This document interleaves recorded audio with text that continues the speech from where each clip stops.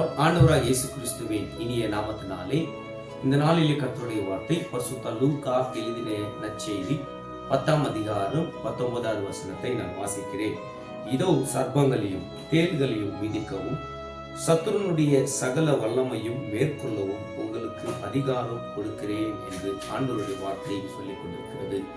அந்த அதிகாரத்தை ஒரு மனிதன் எப்போ பெற்றுக்கொள்ளுவான் என்றால், நீ தேவனிடத்தில் ஜெபிக்கும் போது, வேதத்தை வாசிக்கும் போது, நீ தேவனோட ராஜ்யத்தை நீ தேடும் போது, நீ சபைக்கு வரும்போது நீ அதிகாரத்தை நீ பெற்றுக்கொள்ள முடியும். தேவ பிள்ளையை, அந்த அதிகாரம் இயேசுவின் நாமம் தான். அந்த அதிகாரம் நீ இயேசுவின் நாமத்தினாலே நீ ஜெபிக்கும் போது உன்னுடைய குடும்பங்களிலும் உன்னுடைய அக்கத்து பக்கத்திலும் சாத்தானுடைய கிரியைகள் அழிக்கப்படும். தேவ பிள்ளையை, உன் குடும்பங்கள்ல சாத்தானுடைய கிரியைகள் ஆளுகை செய்து கொண்டிருந்தால் அதிலிருந்து உனக்கு விடுதலை வேண்டும் என்றால் நீ ஜெபிக்கிற மகனாக இருக்க வேண்டும். தேவ பிள்ளையே, இன்னைக்கு அந்த அதிகாரம் உனக்கு வேண்டும் என்றால் நீ தேவனுடைய ராஜ்யத்தையும் தேவனுடைய நீதியும் தேடுகிற மகனாக இருக்க வேண்டும். தேவ பிள்ளையே, இன்னைக்கு குடும்பங்கள்ல அநேக போராட்டங்கள், அநேக பிரச்சனைகள் எதுக்காக வந்து கொண்டிருக்கிறது? சாத்தான் நம்ம குடும்பங்கள்ல வந்து உக்காந்து கொண்டிருக்கிறான்.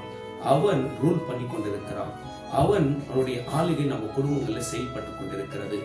இதிலிருந்து விடுதலை வேண்டும் என்றால் நீ தேவனுடைய நாமத்தை உயர்த்தி அதிகாரத்தோடு நீ ஜெபிக்கும் போது உன் குடும்பங்கள்ல சாத்தான் இருக்க மாட்டான்.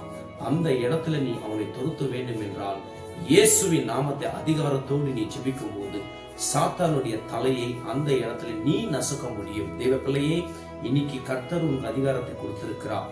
தேவனுடைய அதிகாரத்தோடு அவரோட நாமத்தை நீ சொல்லி ஜெபிக்கும் போது உன் குடும்பத்திலும் சரி, உன் பிள்ளைகளோட வாழ்க்கையிலும் சரி, உன்னுடைய வியாபாரத்திலும் சரி, சாத்தானுடைய ஆளுகை செய்ய முடியாது. இன்னைக்கு விசுவாசிங்க, தேவன் எனக்கு அதிகாரத்தை கொடுத்திருக்கிறார்.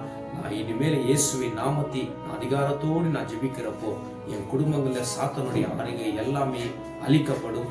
தேவன் எனக்கு விடுதலை கொடுக்குவார் என்று நீ விசுவாசத்தோடு நீ தேவ சமூகத்துல வந்து அவரை நீ தேடும் போது கண்டிப்பாக தேவன் உனக்கு விடுதலை கொடுத்து உன்னை உயர்த்தி உன்னை ஆசீர்வதிப்பார். கர்த்தருடைய பிள்ளைகளே, இந்த நாட்களிலே எங்க பார்த்தாலும் சாத்தானுடைய ஆளுகை, அதிலிருந்து விடுதலை வேண்டும் என்றால் இயேசுவின் நாமத்தை நீ அதிகமாக விசுவாசிக்க வேண்டும்.